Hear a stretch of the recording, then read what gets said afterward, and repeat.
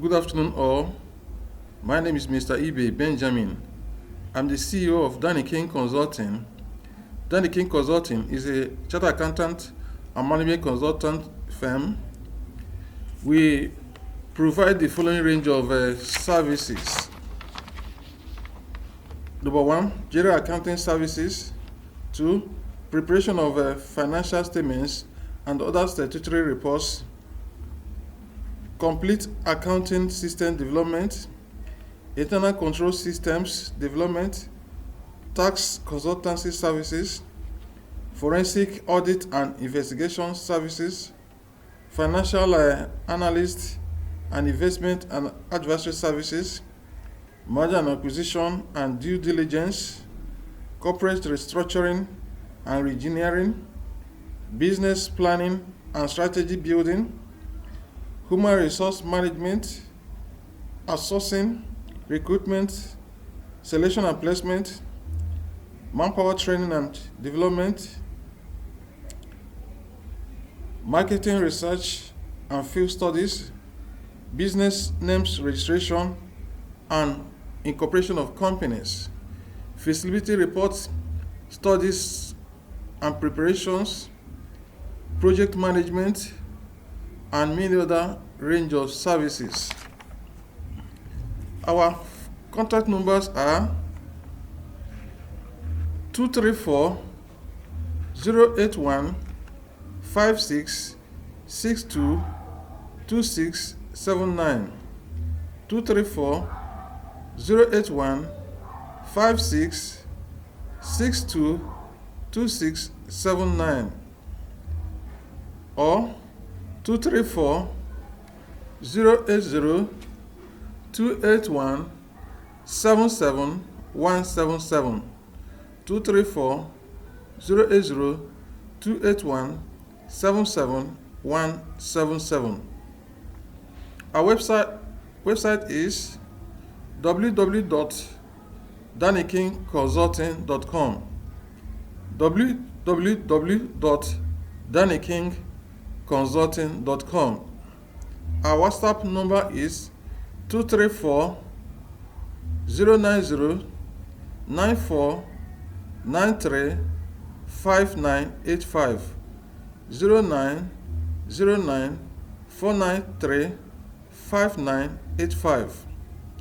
Our email address is dannykingconsulting@gmail.com, dannykingconsulting@gmail.com. In continuation of our lecture series, which we started some months back, last time we looked at risk management, lecture number 1. So we want to have the second lecture of risk management, and we call it risk management process. This is the second series of our lectures on risk management. So risk management process, this is what we'll intend to look at today. The risk management process is a sequence of operations that, if properly followed, will influence and improve the decision making. Risk management itself involves the management of reducing the possibilities of a negative outcome and enhancing the occurrence of a positive outcome.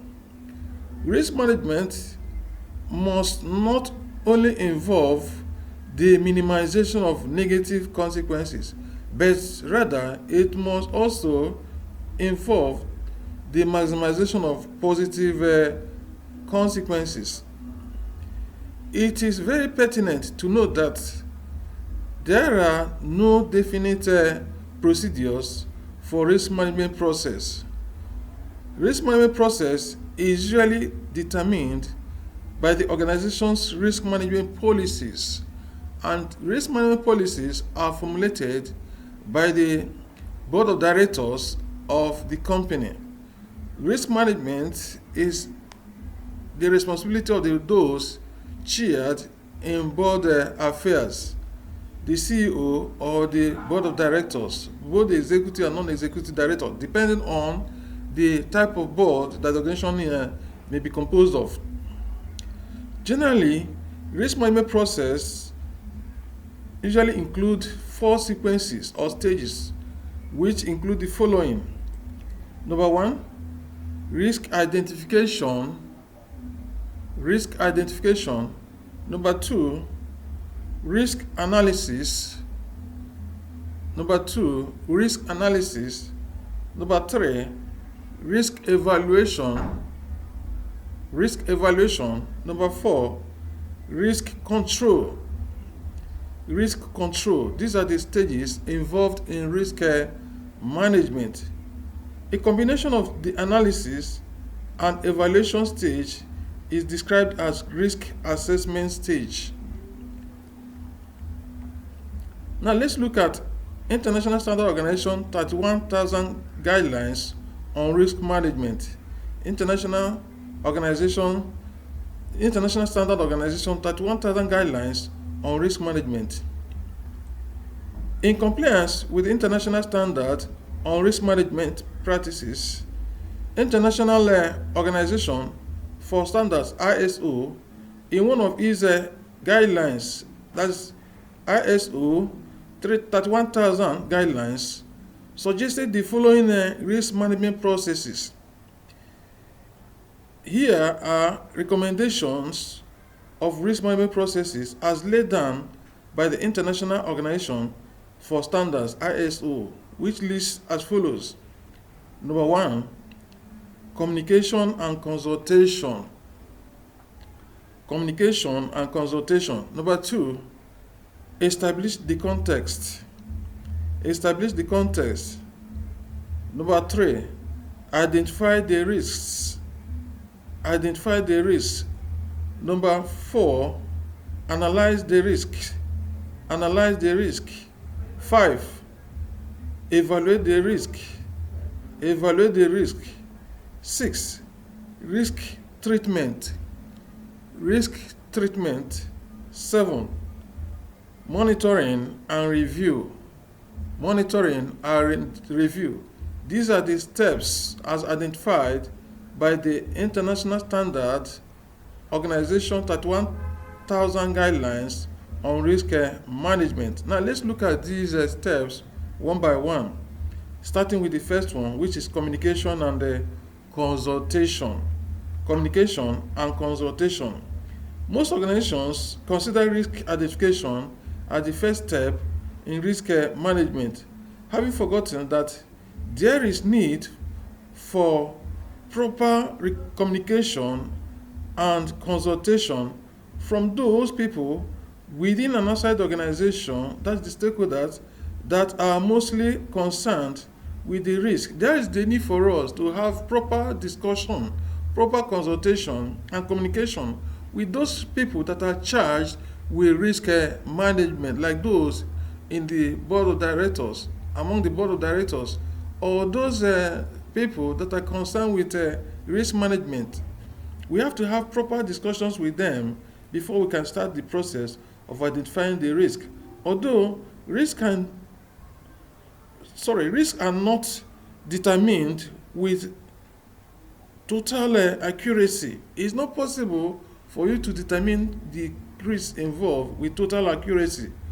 All information gotten through communication and consultation will at least give some level of confidence and fair judgment about the risks to be identified. When you have such consultation, it will just give you some information, some insight of the nature of risk that you are going to identify.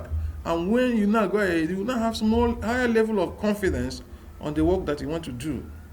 Communication and consultation from the right source can be done through a one-on-one interview or through the use of a questionnaire. For you to have consultation with people that are charged with risk management, you have to discuss either on a face-to-face basis during an interview process, or you may design a questionnaire you now administer such questionnaire, and using such a questionnaire, you'll be able to elicit all the necessary information that will give more insight about the risks to be identified and managed.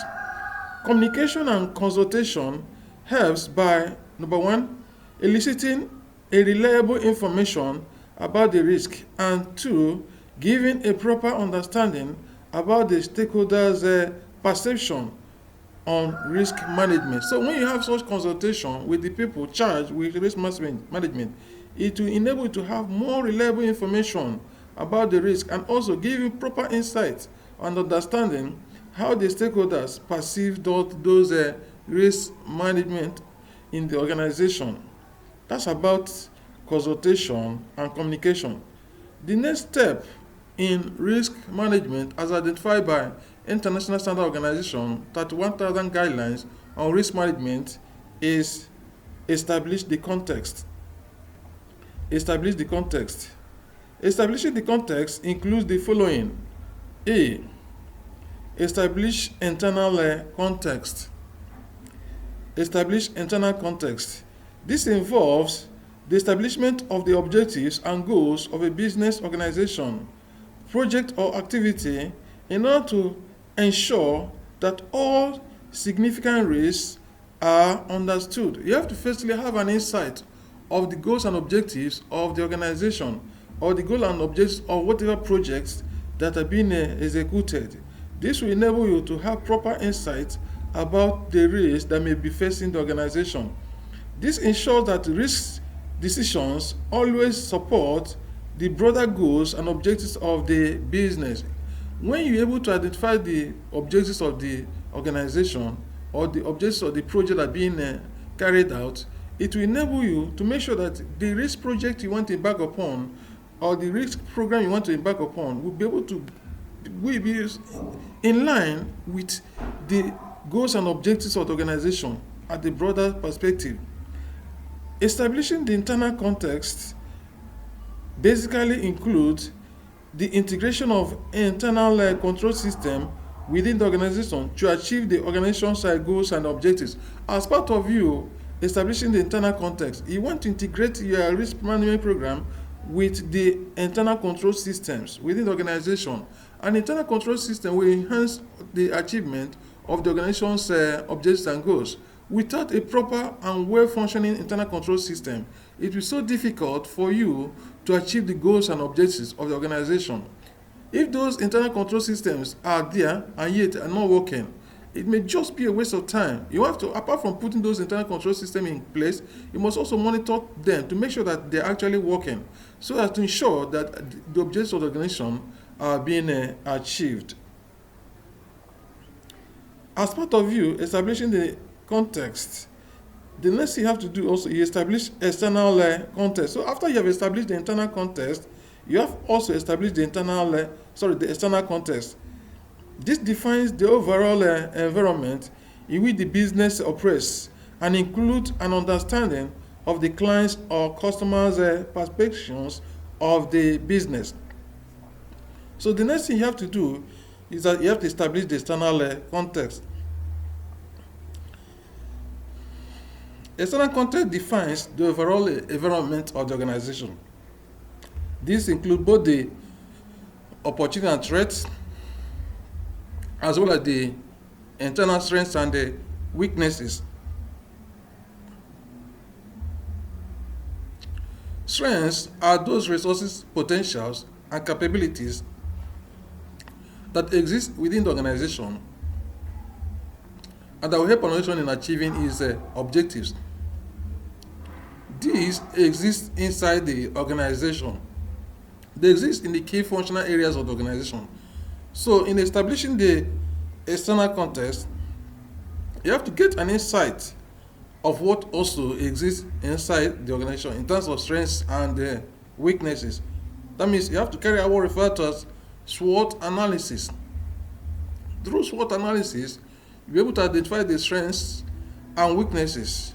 As we say, strengths are those resources, potentials, and capabilities that exist inside the organization, and they'll help you in achieving your objectives. Weaknesses, on the other hand, are those resources deficiencies that exist inside the organization that will inhibit you or prevent you from achieving your objectives. So when you're able to identify those weaknesses, you will devise strategies to improve on them. Apart from identifying the strengths and weaknesses, you also have to understand or identify the opportunities and threats that exist outside the organization. Opportunities are those favorable factors that exist outside the organization and that will help you in achieving your objectives. While threats are those obstacles, those impediments that exist outside the organization that will hinder you from achieving your objectives. When you perform the SWOT analysis and you're able to identify the opportunities, you will devise strategies to exploit on them, but you avoid the threats whenever you identify them. Then, the next thing you have to do, so after you have established the internal context and have also established the external context, the next thing you have to do is that you have to establish the risk management context. Establish the risk management context. Before beginning a risk identification exercise, it is important to define the limits, objectives, and scope of the activity. So, as part of you establishing the risk management context, you have to define the limits of the work you're going to do, the objectives of your risk management program, and the scope of activity that you have to engage yourself in such risk management program. The next thing you have to do as part of your establishing of the content is that you have to develop risk criteria. Develop risk criteria. Risk criteria allow a business to clearly define unacceptable level of risks. Conversely, risk criteria may include the certain level of risk for a specific activity or event. In this step, the risk criteria may broadly defined and also further refined, and later the risk management process. So you have to identify what referred to as risk criteria. The risk criteria denote the level of risk that you can assume. For an organization that the directors are risk averse, they may decide to reduce the level of risks that the company will assume. While for those directors that are prone to risk, that enjoy risk, because it's not possible for you to eliminate all forms of risks. There's no business venture that doesn't involve risk. Therefore, there must be some level of risk that an organization must assume. So you have to make decision to determine that level of risk that the company is ready to assume. This is what referred to as a risk acceptance. Come rain, come shine, there must be some level of risk that must be what? Accepted to the company. So you have to make decision to determine this risk that you need to do what? Assume the acceptable level of risk. That is exactly what referred to as this determination of the risk criteria. So when you are done with establishing the context, the next step involved in risk management process is identify the risk. Identify the risk. Risk cannot be managed unless it is first identified. Once the context of the business has been defined, the next step is to utilize the information that you have obtained to identify as many risks as possible. In order for you to properly identify risks in an organization, the risk manager or the risk management committee are expected to ask themselves some basic questions. You have to ask yourself some basic questions. Number one, what can happen what is the possibility that this can happen? What do you think that can happen within the organization? What can happen within the organization? Or what can happen both within and outside the organization? How can it happen? Why could it happen? When you ask this series of questions, you can elicit information that enable you to identify possible risks that an organization may face both inside and outside the organization. By asking these questions, retrospective risks and prospective risks will be determined. Retrospective risks are those risks that have previously occurred in the past and are likely to occur again. So those retrospective risks are those risks that have previously occurred in the past, and there are also the possibility that they can occur in the future. So when you ask such questions, you're able to identify the retrospective risks. Retrospective risks are easier to quantify. They are more easier to quantify. This is because you have had examples of them occurring in the time past. The environment has witnessed them in the time past, so they are easier to do what? To quantify, and also to determine the damage it might cause. As I said, because they have occurred in the time past, so it is more easier for you to quantify them and also determine the damage that they can cause in case they occur. Prospective risks are risks which have not yet happened but might happen sometimes in the future. So prospective risks are those risks that have not happened before but which may happen in the future. They are harder to quantify or identify as compared to retrospective risks. Prospective risks, because they have not happened before, they are more difficult to identify and quantify. So after you have identified the risk, the next thing you have to do is that you analyze the risk. Analyze the risk. That's the next stage involved in risk management according to International Standard Organization 31,000 guidelines on risk management. During the risk identification step, a business owner might have identified many risks, and it is often not possible to try to address all those identified risks. The risk analysis step will assist in determining which risks have a greater consequence or impact than others. So there's the need for you to analyze the risks. Having identified series of this in the last step, it's not all the risks that you have identified that you'll be able to attend to. There are those that are more serious than others. So it is those ones that may bring more seriousness or have higher probability of occurrence that you may need to pay attention. For you to be able to identify that, you have to analyze the risk. As we say, the risk analysis step will assist in determining which risks have a greater consequence or impact than others. Risk analysis involves the combination of the possibility of occurrence or consequence or impact of an event with the likelihood of that event. So risk analysis involves the combination of the possible consequence or impact of the risk and also the likelihood of that event. That's to say, risk analysis can be measured through by multiplying the consequences of the risk and the likelihood of an event happening. So this is what referred to as risk measurement. Measurement of risk or level of risk is equal to consequences multiplied by likelihood of occurrence. Measurement of risk or level of risk is equal to consequences times likelihood or occurrence of the risk.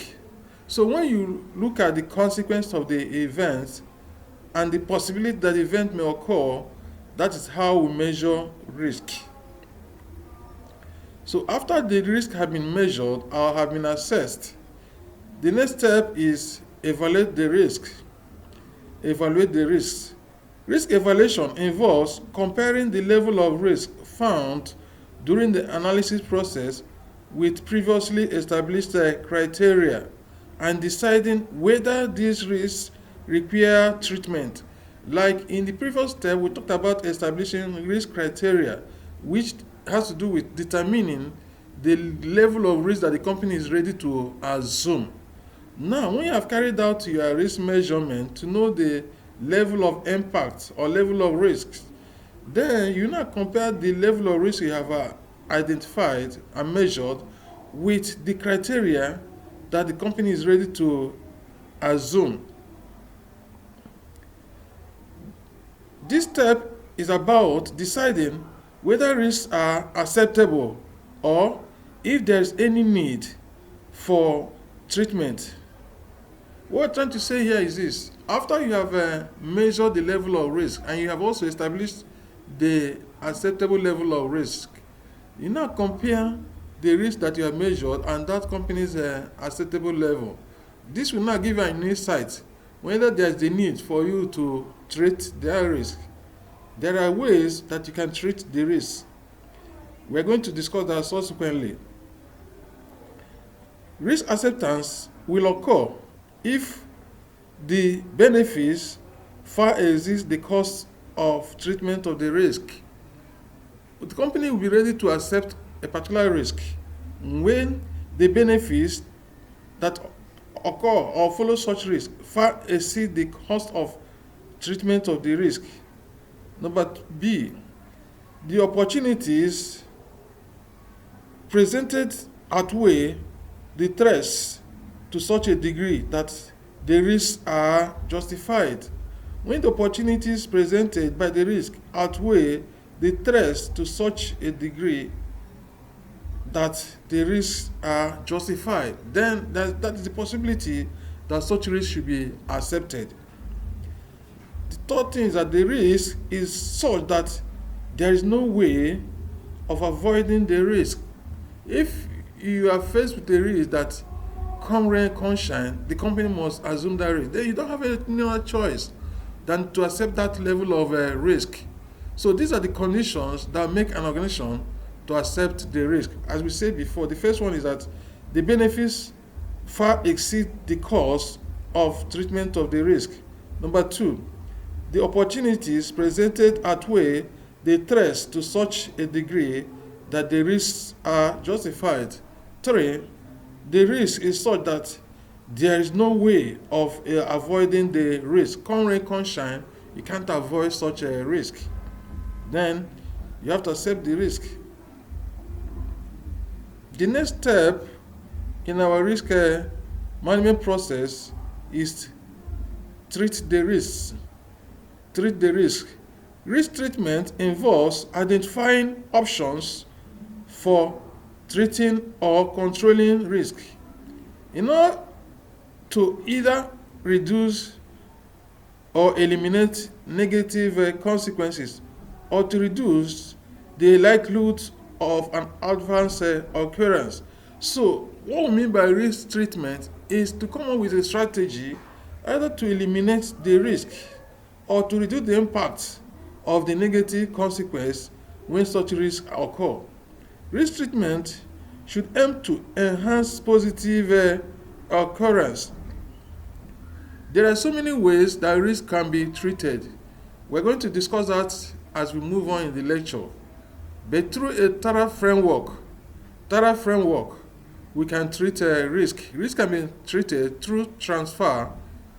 You transfer the risk to an insurance company, for instance, who will now take ownership of the risk. Or risk can also be treated by avoidance.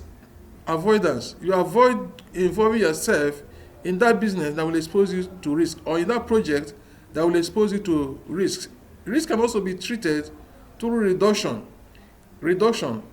You adopt measures that will help you to reduce the impact and the likelihood of occurrence of the risk. Through this means, risk can be treated. And the last one is risk acceptance. When the impact of the risk and the likelihood of the risk occurring is so low, The option is to what? Assume such a risk. So these are the four methods that can be used for treating the risk. After the risk has been treated, the next step involved in risk management is monitor and review. Monitor and review. Monitor and review is an essential and integral step in the risk management process. A business owner must monitor risks and review the effectiveness of the treatment plans, strategies, and management systems that have been put in place for effective management of the risk. You have to make sure that you monitor whatever treatment programs you have put in place to help you treat the risk. From time to time, apart from monitoring, you have to review to see whether the system you have put in place are actually working, or if they are not working. If they are not working, then there's need for you to make some changes. As part of monitoring and review, this is to ensure that the entire risk management process meets the required risk management standard set by the organization, and to detect if there is any need for amendment. That's exactly what I'm saying. There may be need for you to review, and if there is need for change, maybe you have from the review, if you found out that the risk management programs you have put in place are not really working, you may need to introduce some changes. So by doing this, that is the end of risk management process. Risks need to be monitored periodically to ensure changing circumstances do not alter the risk procedure and priorities of the organization. You need to make sure that you monitor such risk management programs. You have to constantly review the risks so at the end of the day, your objectives could be realized.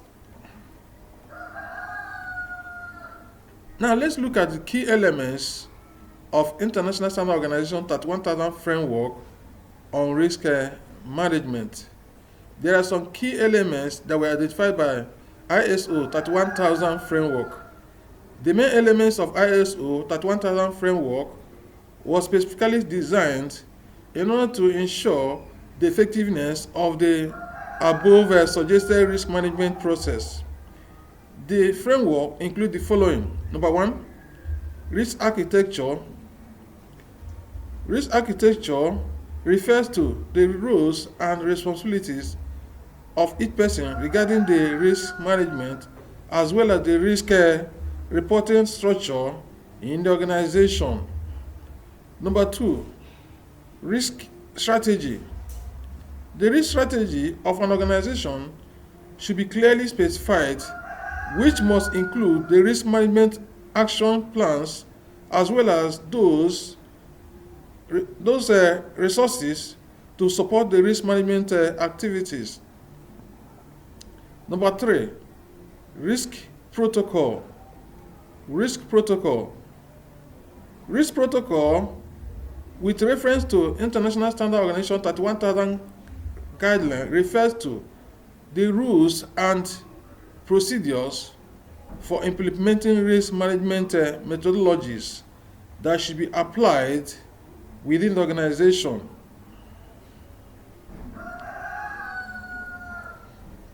The next thing we want to look at is the 7 R's and 7 T's of risk management.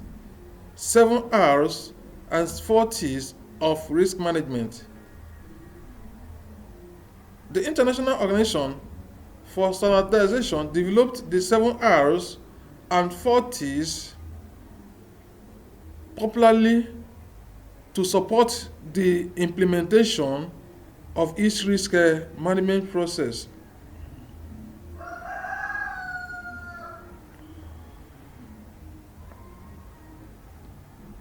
The 4 R's include the following: recognition or identification of risk. Recognition or identification of risk. Ranking or evaluation of risk. Ranking or evaluation of risk. responding to risk, responding to significant risks, risk treatment, risk treatment. So these are the 4 R. That's part of the 7 R's.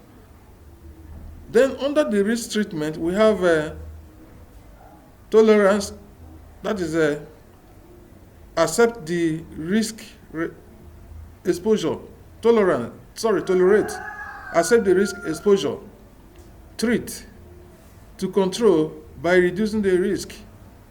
Transfer, shift or push the risk to another party.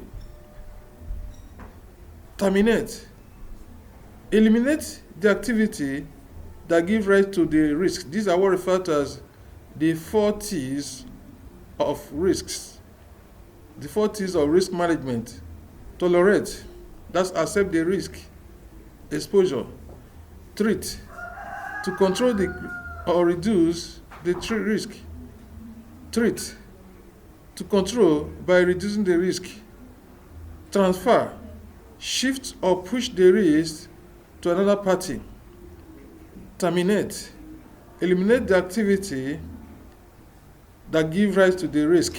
This is how we treat risk. So we are still looking at the 7 R's. We have seen the first one, which is recognition or identification of risks, ranking or evaluation of risk, responding to significant risks, then risk treatment, under which we identify the various 4 T's of treating the risks. Then we have other 7, the remaining part of the 7 R's, which include resourcing controls. Resourcing controls. We also have reaction planning, which include adequate and timely responses to stakeholders' demands to ensure business continuity. Reporting and monitoring risk performance. Lastly, we have reviewing the risk management framework. Reviewing the risk management framework. These are the 7 R's as suggested by the international standards on risk management. We are going to stop here and we shall continue with our lectures in subsequent lecture series. So have a lovely day and God bless you all.